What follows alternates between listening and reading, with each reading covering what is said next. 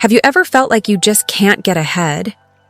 Like no matter how much you work, how much you save, how careful you are with your money, there's still this quiet fear in the background. A whisper that says, be careful. Don't trust. Don't relax. Even when things seem okay, you feel tense. Even when the bills are paid, you feel pressure. Even when money comes in, it never really feels yours. That feeling, that quiet stress, might not be about your income, your job, or your actual situation. It might be something older, something deeper, something living in the unconscious. Carl Jung called them archetypes, universal patterns of human behavior that live in the collective unconscious. They're not just ideas, they're living blueprints.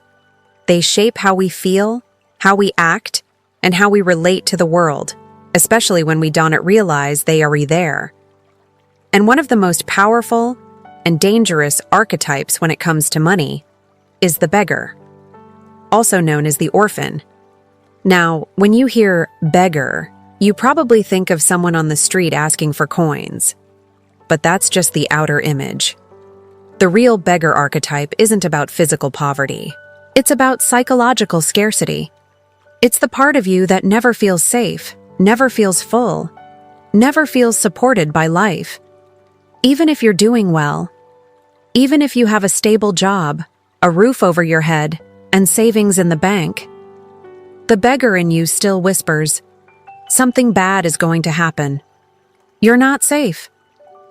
You can't afford to rest. Don't spend that. You might need it later. Don't grow. It's too risky. This mindset can completely dominate your financial life. You start making every decision from fear. You say no to opportunities that could change everything.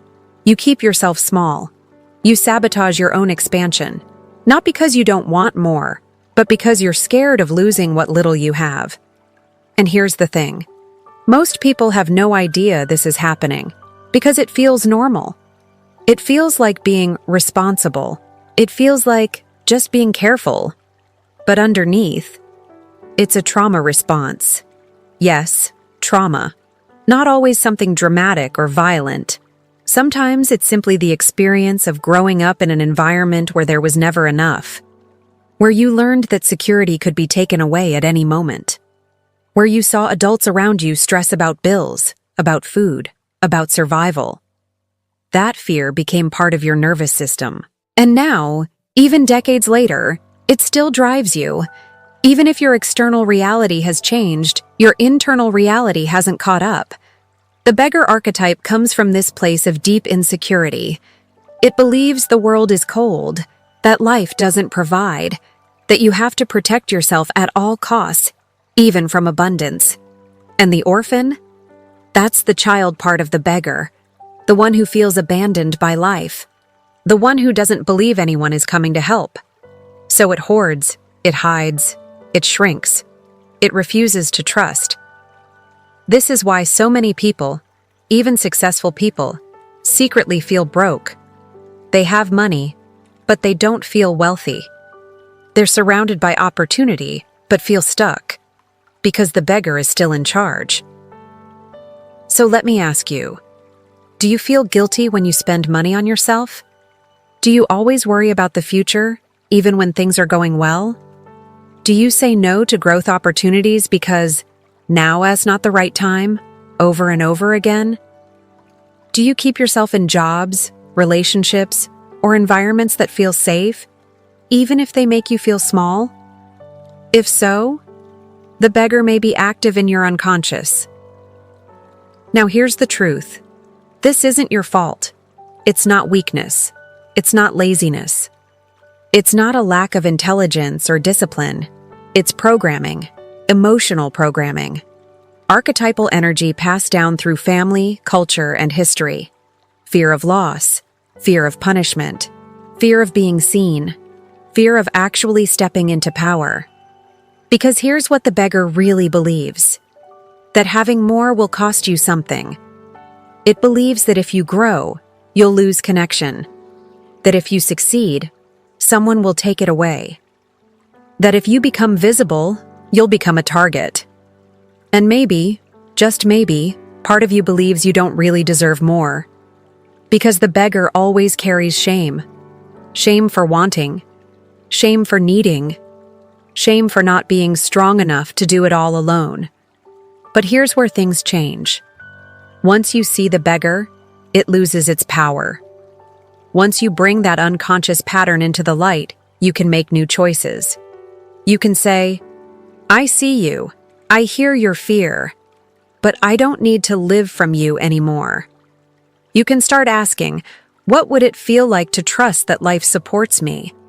What would it look like to make money decisions from a place of safety, not fear? What part of me is still waiting for permission to grow? Because prosperity isn't just about effort, it's about identity. And if you still feel like the orphan, if you still believe you're on your own, you'll keep repeating the same story, no matter how much you earn. But you are not that child anymore. You are not abandoned. You are not powerless. You have the ability to rewrite the script. The opposite of the beggar is not the billionaire. It is the inner adult, the integrated self, the one who can hold both fear and courage. The one who remembers, I've been through enough, I've survived, and now I get to build.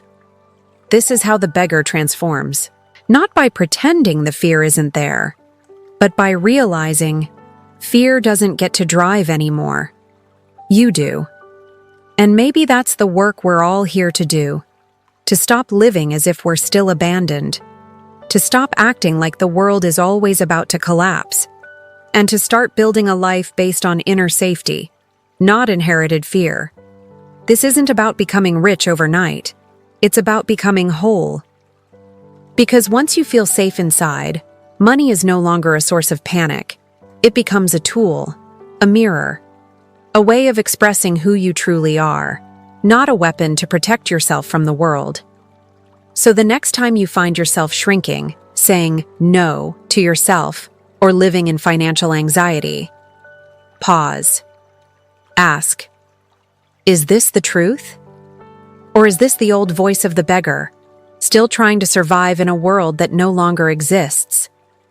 Because the moment you recognize that voice, the moment you choose to respond from your grounded adult self, you begin to reclaim your power. And when you do that consistently, something amazing happens. Your relationship with money starts to change. You begin to feel worthy. You begin to feel calm. You begin to feel prosperous. Not someday, but now. You don't have to keep living in scarcity mode. There is another way. And here on Psychologically Prosperous, that's exactly what we uncover. One archetype at a time. If this spoke to something inside you, stay with me. We're only just beginning.